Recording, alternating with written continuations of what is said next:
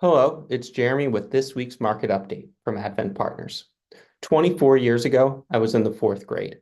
At that time, the 2000 presidential election pitted George Bush, a well-respected businessman with name recognition, versus Al Gore, the former vice president whose administration incurred some controversy, but also completed the first budget surplus in over 30 years, something that hasn't been repeated since. Some of the major political concerns at the time were education and the role of federal spending, the economy, and Social Security, including whether a portion of it should be privatized. Now, 9-year-old Jeremy was not aware or concerned about any of those topics in his class's mock presidential election.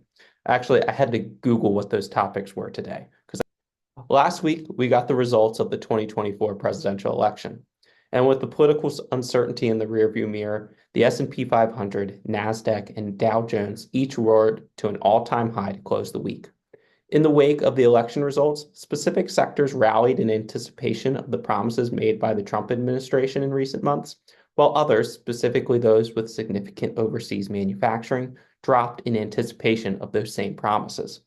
But overall, markets like uncertainty. So in the short term, with election and political uncertainty in the rearview, it isn't surprising to see the strong rally last week.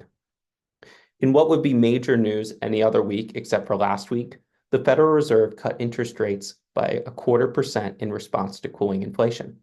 This fiscal move likely played a key role in last week's rally also. The Fed's inflation battle just got a little bit harder, though, now that it includes a White House transition. President-elect Trump has promised significant tariffs. Tariffs increase the cost of foreign goods on the U.S. consumer.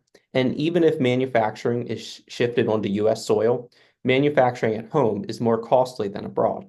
Either way, tariffs pose a threat against ongoing inflation. Several major banks have already revised their forecasts and anticipate fewer rate cuts in 2025. This is certainly something we will want to monitor moving forward. Thanks for checking in, and please contact our office if you'd like to review your financial plan or investment strategy. We'll talk to you soon.